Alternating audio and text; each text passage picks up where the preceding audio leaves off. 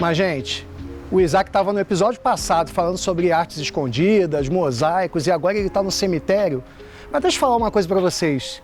Que lugar melhor do que esse aqui para a gente resgatar memórias? Esse é um lugar de memórias. E é um lugar também que a gente pode falar de arte. Arte, inclusive, do século passado, do século retrasado, e que tem tudo a ver com a cidade desde a sua fundação.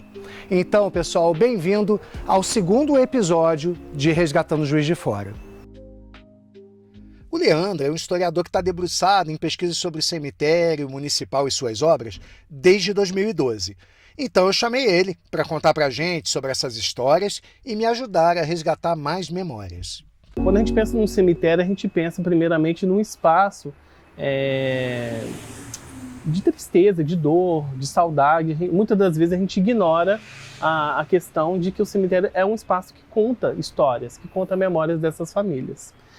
E a questão cemiterial, hoje, embora seja mais tranquila de ser pensada, já que toda a cidade tem um cemitério, existem diferentes tipos de cemitério, diferentes tipos de enterramento, essa não era uma questão simples no século XIX. Os cemitérios estavam lotados, a maior parte dos enterramentos aconteciam dentro das igrejas e Juiz de Fora não estava diferente dessa situação. Então vão sendo criadas, uma série de leis para poder forçar com que os municípios criassem os seus cemitérios separados do recinto da igreja, porque se acreditava que assim era uma forma melhor de fazer enterramento, evitando contágios, os miasmas e etc.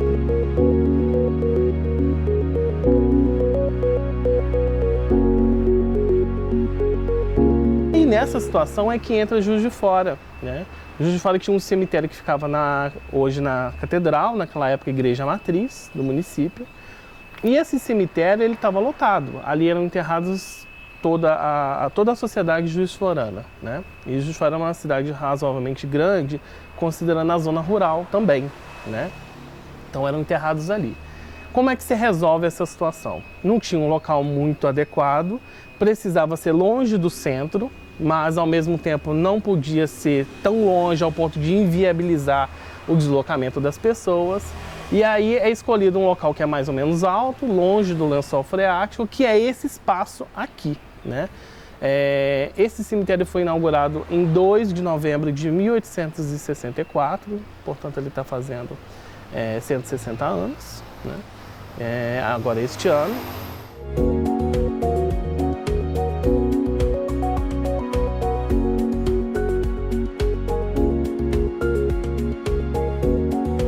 A partir daí, o cemitério passa a trazer todo aquele imaginário de que é o lugar dos mortos, qual o significado de determinada sepultura, e então surge a arte funerária.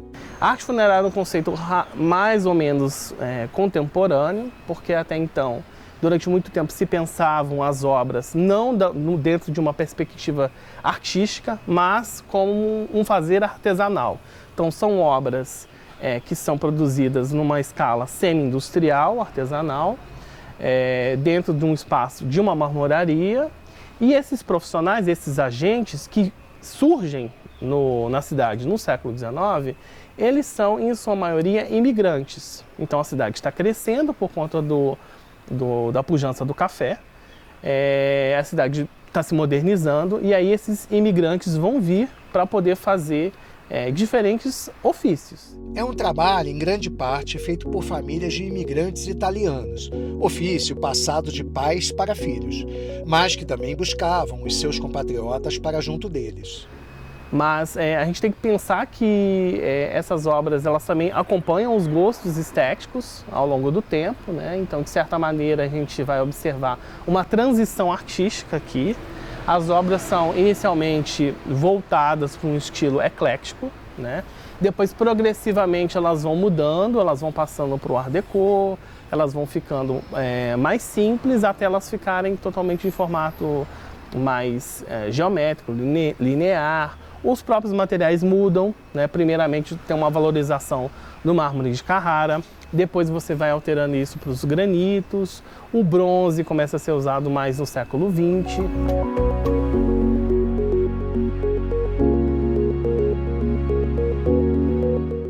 Essas obras, elas dizem do imaginário religioso, mas também da posição social que essa pessoa tem na cidade, né?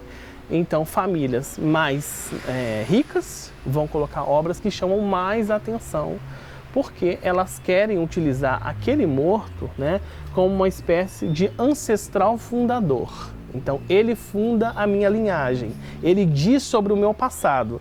E esse passado, ele é permeado de silêncios, né? Então, eu quero silenciar tudo aquilo que eu acho que não é digno de ser lembrado, e eu quero evocar memórias gloriosas, grandiosas desse meu antepassado. Vamos às histórias? Cada ponto, cada obra, cada jazigo é um resgate de memória. Seja alguém famoso ou anônimo, todos temos um passado que, mesmo após a nossa passagem, pode ser resgatado. Especificamente esse jazigo aqui, ele é muito importante para a história do cemitério, porque ele é testemunha desse processo de inauguração do cemitério, né? Como havia um cemitério na catedral, esses mortos vão ser exumados e trazidos para aqui, né? A gente tem documentação que conta esse processo, né? Mas ele é uma espécie de prova desse movimento que foi feito, né, no século XIX. Então aqui a gente observa, né, o nome das falecidas e, especificamente mais embaixo, a família fez questão de dizer, né, que a dona Rita Maria de Jesus, que faleceu em 1862, né, ela foi transportada da matriz para este jazigo em maio de 1868. Né? Então, esse é um tipo de jazigo do primeiro momento do cemitério. Vocês vão ver que não tem trabalho aqui em mármore, né? O que a gente chama de jazigo urna, né? Em que você faz todo um trabalho com cimento, né? com saibro, e você se preocupa em fazer a decoração também, né? Nesse relevo, também com esses materiais, né? Então você coloca essas palmas aqui, que são símbolos da ressurreição, né? E provavelmente deveria ter cruzes em cima, as que foram perdidas, né? Então esse é um dos jazigos mais antigos. A Pantaleone Arcuri, tantas vezes citada no Resgatando Juiz de Fora em vários episódios, surge novamente. Você sabia que até jazigo eles construíam? O do Barão de Cataguases é um deles. Ali também há símbolos que se transformam em narrativas. Então aqui nós temos o jazigo do Barão de Cataguases, né? Vocês vão observar rapidamente sobre o túmulo que nós temos ladrilho hidráulico, né? E aqui, antes, agora não existe mais, mas existia uma placa que identificava, né, esse jazigo como de autoria da Pantaleone Arcuri, né, que foi a principal construtora do início do século XX, aqui em Juiz de Fora, que fez inúmeros prédios públicos pela cidade, né, e que fez também esse jazigo, né. Não é 100% de autoria da Pantaleone, porque a gente observa, por exemplo, que os mármores que foram utilizados para fazer essa decoração, eles vieram da Rua da Ajuda, que é no Rio de Janeiro, então provavelmente eles terceirizaram parte desse trabalho, né?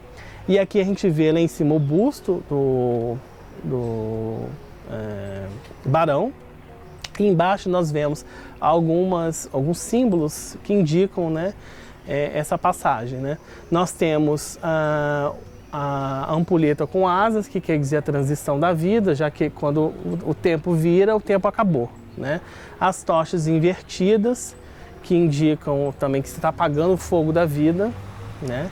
E embaixo nós temos borboletas, né? Borboletas fazem referência à metamorfose. A vida se transforma e acaba. Olha só a situação desse túmulo, que inclusive é tombado pelo patrimônio da cidade. É de um personagem muito famoso, que faz parte da fundação e da história de Juiz de Fora. Olhando assim hoje, a gente quase não consegue mais perceber por que esse jazigo seria um jazigo importante, né? Então aqui está enterrado, né, o Henrique Guilherme Fernando Alfred, que é um dos fundadores da cidade, né, da nossa cidade. E originalmente esse não é o túmulo que foi concebido para ele, era um túmulo de uma laje baixa, que tinha uma lápide de mármore e tinha identificação com data de nascimento e data de falecimento. né? Aí a gente sabe que no final dos anos 90, início dos anos 2000, alguns descendentes queriam aí utilizar esse túmulo para poder fazer enterramento dos seus familiares, né? E houve um deles, né, fez um movimento de fazer uma reforma, então é quebrado esse túmulo. Então rapidamente os institutos de memória, os órgãos de memória, a sociedade civil em Juiz de Fora se mobiliza para poder fazer com que esse túmulo fosse tombado, né? Mas ele é um túmulo tombado reformado, né? Essa pedra que a gente vê em cima hoje, como que está ali, né, com aquele vazio, ela estava dentro desse túmulo. Eles tiram essa pedra e utilizam a própria pedra para poder fazer esse epitáfio aí. E foram colocadas uma série de referências que faziam faziam alusão ao Caminho Novo, à própria história do Alfeld, né? Ali em cima tinha um brasão de armas do Alfeld. Só que progressivamente, né, esse material, como era um material em bronze, ele foi sendo roubado, né? Então primeiro roubaram o brasão de armas do município, depois roubaram o marco do Caminho Novo, até roubarem também ali o brasão, né, da família Alfeld. Gente, a gente viu aí que a dilapidação dos túmulos, principalmente o roubo de peças de bronze, é uma questão muito séria, não apenas no cemitério municipal de Juiz de Fora.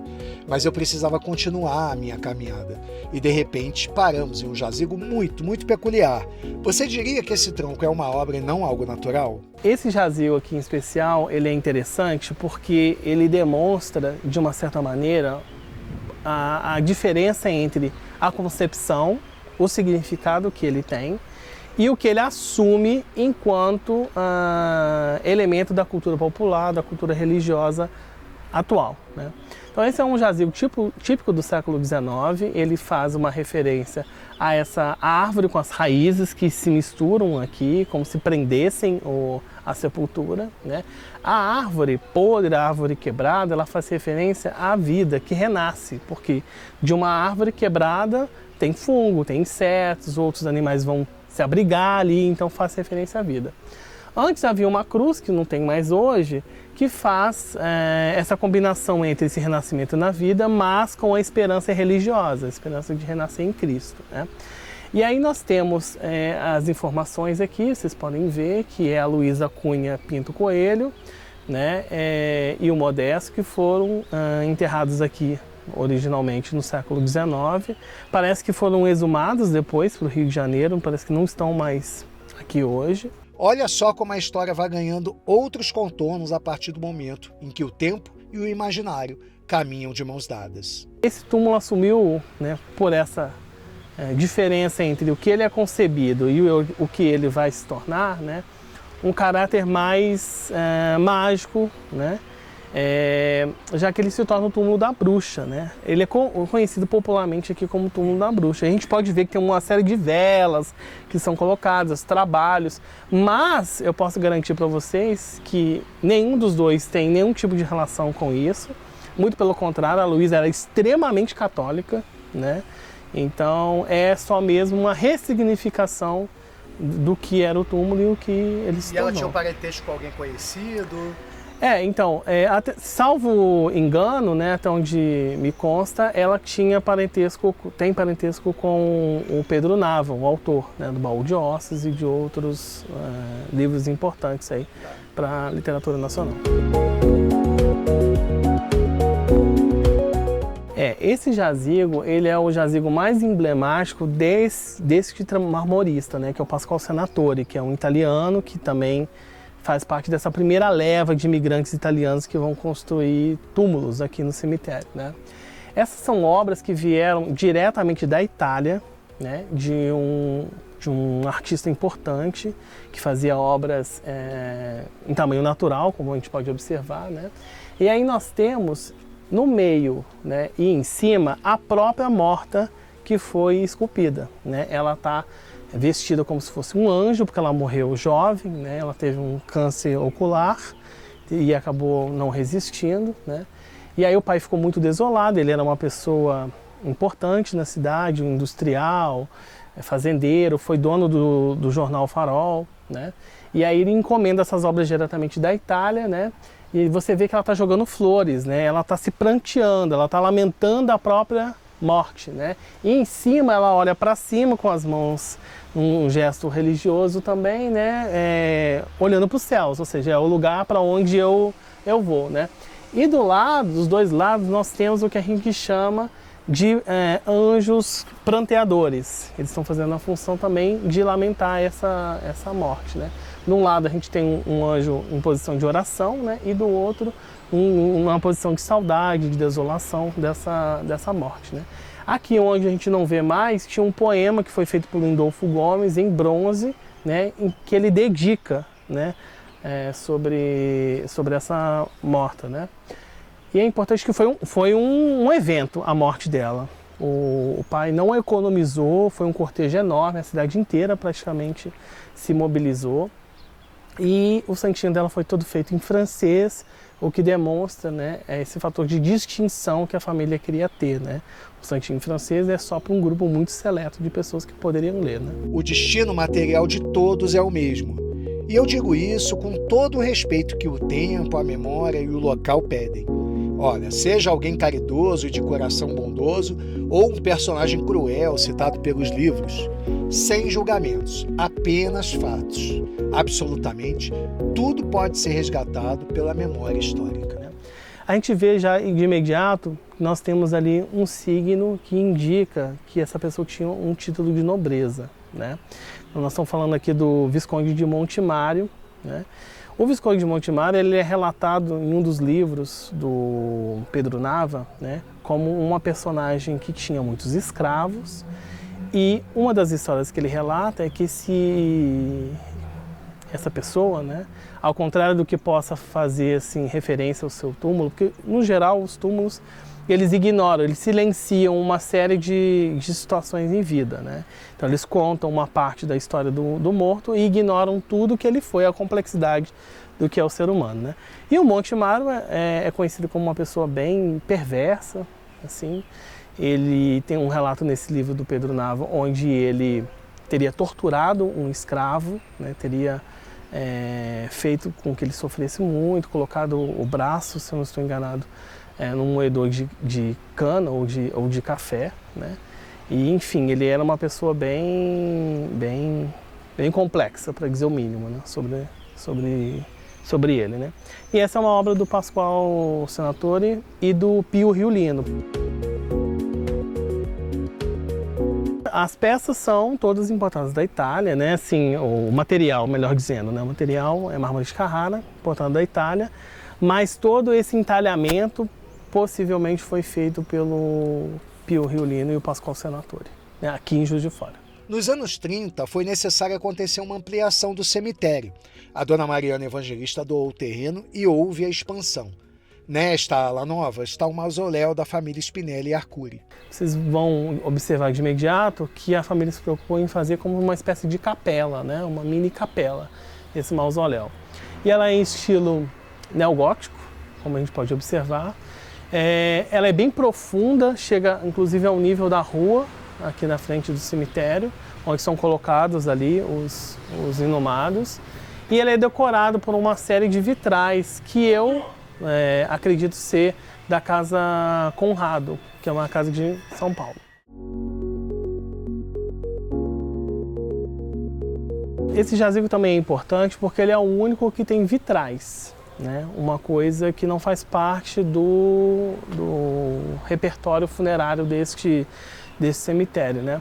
Então a gente observa dos dois lados um coração, que a gente poderia atribuir ao Sagrado Coração de Jesus, e na figura central, a gente, me parece ser São José, e a gente pode observar como uma figura que faz a referência do Pai, daquele que provém, né? Daquele que sustenta e que é o pilar da sua família. Eu não pude entrar, mas saiba que além dos vitrais e do estilo gótico, o jazigo da família Arcuri contém em seu interior pinturas de Angelo Bidi, o mesmo artista que pintou o Cine Teatro Central e o Salão da Associação Comercial de Juiz de Fora. Vocês viram quanta história a gente tem para contar? Não importa onde a gente vá aqui nessa cidade, a gente tem sempre uma história para contar de pessoas ou de Juiz de Fora.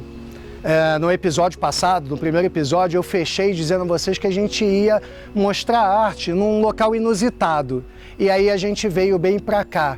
Aqui, um local onde as pessoas deixam as suas memórias e vêm com frequência buscá-las também.